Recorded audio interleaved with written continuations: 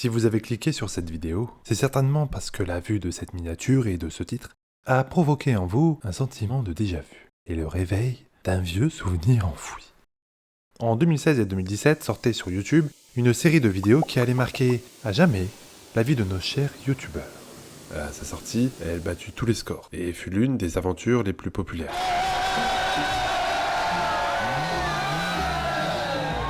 Cependant, constamment inondée par le flux de nouveaux contenus, cette aventure finit par être oubliée de tous. 8 ans plus tard, un soir de janvier 2025, alors que j'étais en train d'atteindre les dernières pages du catalogue YouTube, un étrange phénomène se produisit. Des limbes youtubesques, une vieille vidéo ressurgit. Elle faisait tache avec les vidéos modernes autour d'elle.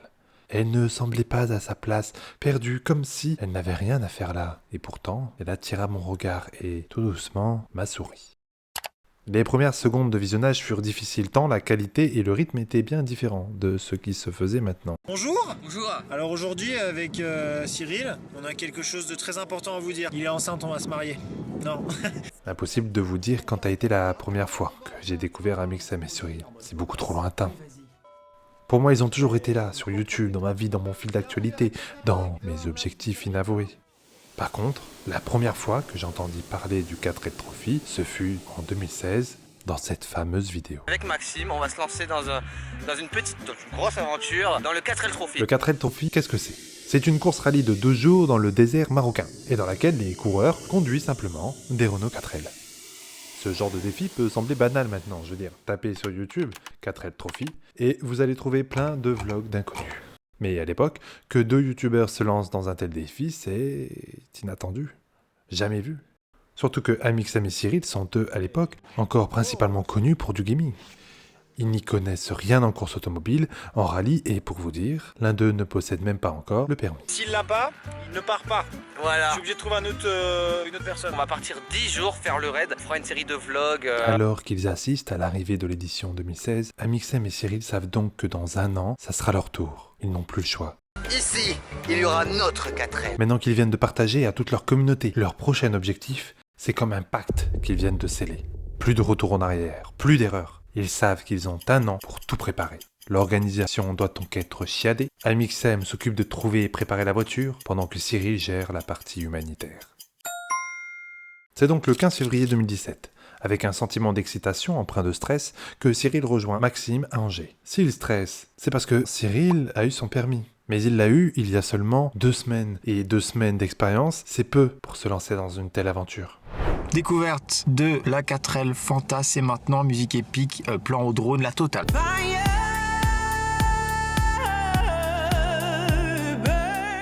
Regardez-moi cette magnifique 4L que Cyril n'a pas encore vue. C'est très beau Maxime. Ouais. On part sur un orange plutôt agréable aux yeux, avec du graphe artistique et artisanal. Ah ouais, t'as fait un petit salon et tout. Ça se lève mais ça tombe très vite, c'est hyper gaffe. La voiture a été magnifiquement préparée pour le grand départ, et c'est donc aussi l'occasion d'essayer le véhicule. À votre gauche, un extincteur qu'on retrouve également à droite. Ah là, il est plus accroché. Un essai qui se fera cependant non sans une pointe d'inquiétude. Oh non, freine. Oh non. Le frein à main. C'est normal que même avec le frein de main on recule. Oui, c'est qu'il est trop tendu. Allez, accélère, comme un malade. Allez, tu peux le faire. Oui. Ils sont 2, ils sont 3, les abonnés nous attendent juste avant de partir. Regardez ces visages enjoués, regarde. Ils sont beaux. Ah ouais. C'est dingue, quelle ambiance. Il se trouve qu'en descendant vers Biarritz, donc tout au début de l'aventure, il y avait plein de vent, tu vois. On savait pas si c'était normal ou pas, mais du coup la voiture elle tanguait de fou. Elle faisait comme ça, c'est-à-dire que dès qu'on nous donnait un coup de volant, ça faisait comme un bateau sur l'autoroute. C'est-à-dire qu'à 110, elle faisait comme ça la voiture. Dès que tu doubles un camion, le vent, le camion il stoppe le vent, donc du coup la voiture elle fait... Toujours un troisième. Ouais mais attends, je m'attends à prendre un petit peu de vitesse, voyez. C'est finalement sans encombre qu'ils rejoignent la ville départ de Biarritz. Et c'est sous les klaxons chantants et les moteurs vibrants de la centaine de participants que leur voyage commence véritablement. Voilà toutes les étapes de la torsure que va subir la 4L. Faut qu'on passe les 8 postes dans cette journée. 8 checkpoints. Ils ont alors passé les tests de sécurité haut la main et peuvent maintenant partir direction l'Espagne. Voilà, il est tout. Voilà. Faites-le les filles, faites-le. Où c'est le beauté. Nous sommes au premier péage espagnol, mesdames. Premier péage espagnol. Hola, ¿qué tal? Bon, on vient d'arriver à Salamanca en Espagne. On va passer la nuit ici avant de repartir demain pour Algeciras.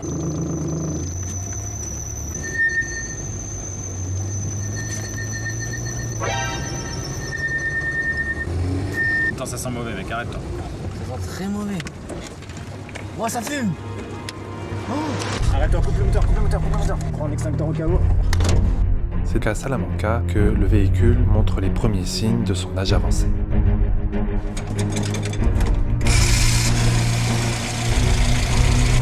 Je peux vraiment pas pousser, mec. C'est horrible. Le nom de la calle San Bernardo. Au revoir. C'est parti, on va au garage, on va essayer de régler ça. On emmène au bloc opératoire. On a notre série demain à 16h. Donc on doit traverser la moitié de l'Espagne là maintenant tout de suite. Avec pas d'alternative. Le bébé se fait opérer.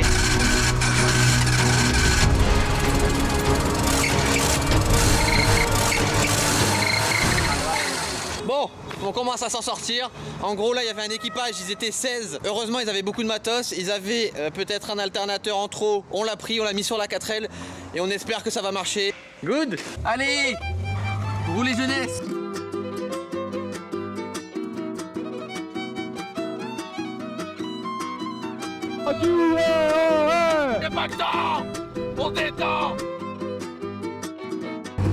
Toujours pas de 4L en vue. La 4L. Ah, Oh putain de bordel. on est arrivé. Un peu à la bourre les gars. Léger, merci. Comme on est en retard, maintenant il va falloir tout remonter, sauf que devant nous, il y a à peu près 2000 personnes. On est arrivé. Il a fait. On l'a fait Maxime, après être tombé en panne, avoir traversé toute l'Espagne.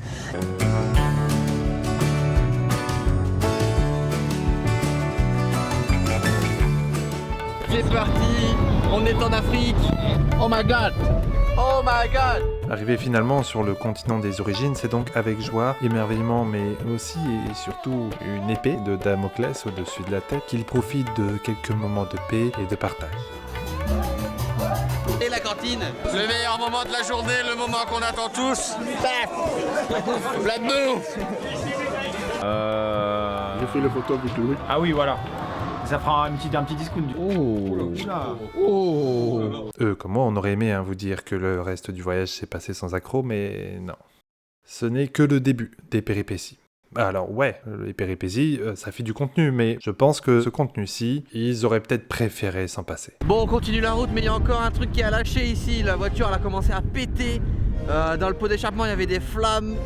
Heureusement, On est tombé sur un équipage qui s'y connaît un peu plus. Elle tombe en panne toutes les 2 minutes, j'en ai marre. Mon vlog c'est un vlog dépannage express quoi. Du coup là on va changer les bougies. Ouais. On a changé quoi aussi là? Le doigt allumeur. Le doigt allumeur, les bougies, il faut tout changer en fait. La 4F c'est une épave.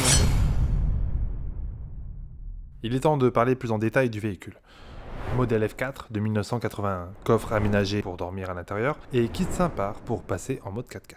On a un kit Simpar. Qu'est-ce qu'un kit Simpar, Cyril? un kit sympa, c'est tout simplement 4 roues Ça motrices. C'est 4 roues motrices sur le véhicule. Donc juste en poussant cette manette, Voilà. cheat mode activé. On est en mode 4x4. Voilà. 4 roues motrices. En choisissant ce véhicule, Maxime a fait le choix du confort contre la sécurité. En l'état, faire un tel choix pour une telle épopée, ce n'est pas une mauvaise idée.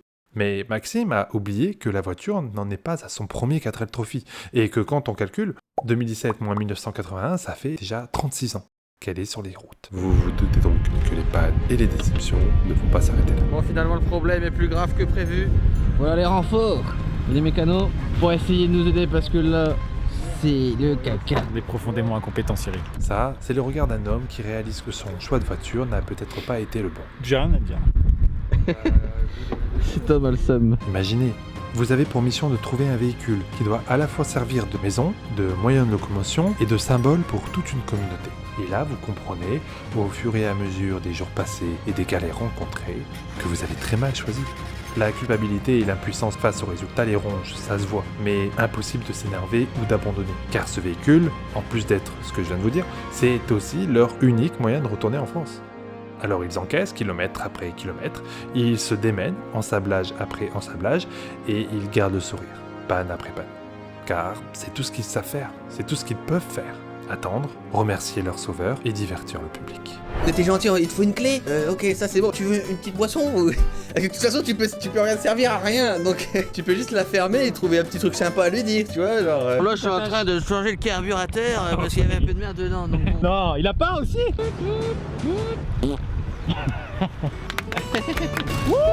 Un truc de folie. Yallah.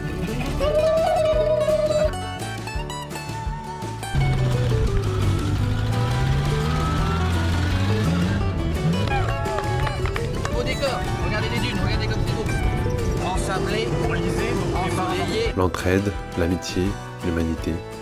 Je disais plutôt qu'ils sont les grands thèmes de ce voyage et je n'ai pas exagéré. Plusieurs fois durant leur périple, malgré les galères et les ensablages, par leur détermination et leur bonne humeur, nos chers youtubeurs vivront et partageront des rencontres fortes, que ce soit avec d'autres coureurs du rallye ou avec des locaux.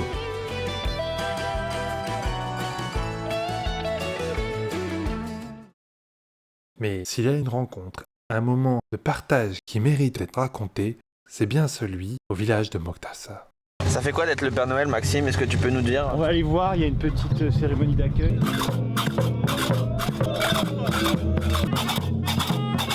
Cette journée, peut-être l'une des plus marquantes de leur voyage. En se rendant au village, les deux jeunes hommes découvrent qui est réellement l'association du désert qui organise le 4L Trophy. Et surtout, ils réalisent à quel point elle est importante et appréciée dans la région.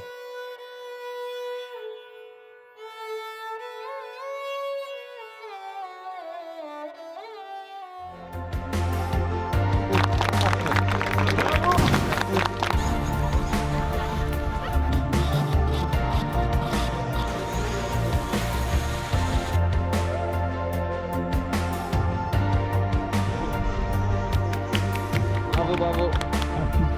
Au revoir. Vous savez, parmi vous, il y a deux youtubeurs, un Super Connard et un Mixem, Cyril et Maxime. Je veux juste vous dire qu'ils nous ont remis un chèque de 35 000 € pour les écoles du 4L. Ils l'ont dit, ils l'ont promis, ils l'ont fait. Pour rien vous cacher, c'est le plus gros don venant d'un équipage. On se retrouve mercredi aujourd'hui sur les pistes, premier jour de piste. Oh. Ça c'est du rallye. Après cette pause révigorante, depuis quelques jours, c'est avec une toute nouvelle équipe de participants qu'ils font désormais la route. J'arrive pour servir le café. La démarche. C'est donc en bonne compagnie qu'ils sont sur le point de commencer l'étape la plus importante du 4L Trophy. Nous sommes sur l'épisode tant attendu de l'étape marathon. C'est la dernière fois qu'on voit un petit peu de civilisation, des douches, des toilettes, parce que pendant 2 jours, ce sera... Le désert. Ça va chier.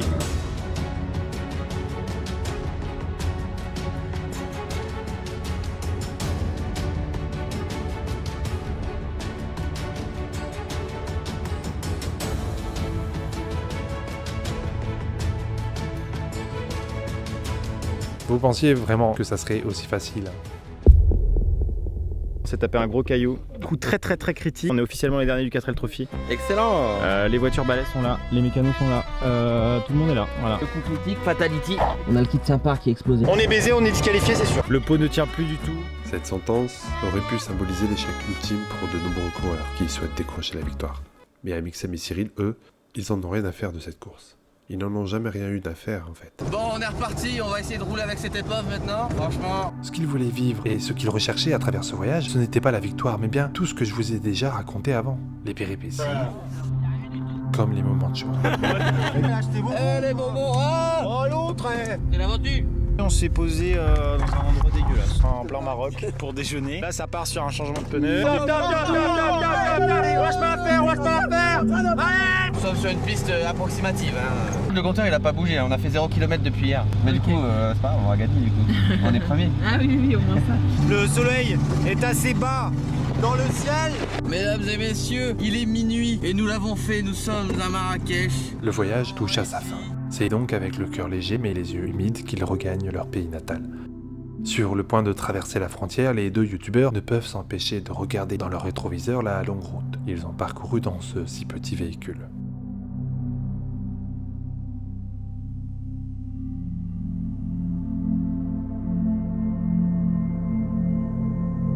Et justement, ce petit véhicule, comme pour remercier ses compagnons de la dernière virée qu'ils lui ont offert, pousse dans ses derniers retranchements pour leur faire passer la frontière avant de s'arrêter sur le bas-côté et s'assoupir définitivement. Si je voulais vous partager cette histoire que l'on avait tous oubliée, c'est pour une raison toute simple. Moi, depuis que je l'ai revue, je ne peux m'empêcher de me dire que c'est grâce à cette vidéo qu'ils ont pris goût au voyage, que c'est grâce à cette collaboration qu'ils ont découvert les concepts fit and fun, et grâce à cette aventure qu'ils ont pris goût aux grandes épopées. Cette aventure n'est pas l'aventure la plus spectaculaire, la plus drôle ni la plus émouvante de nos 2 youtubeurs. Mais c'est pour moi la plus importante. En 2017, l'aventure que je venais de suivre en vidéo avait été telle qu'elle avait fait naître en moi une envie de voyager à mon tour, comme si Amixem et Cyril me lançaient un défi de faire pareil. La revoir en 2025, maintenant, c'est comme si l'algorithme me lançait un autre défi, me proposait une toute nouvelle aventure.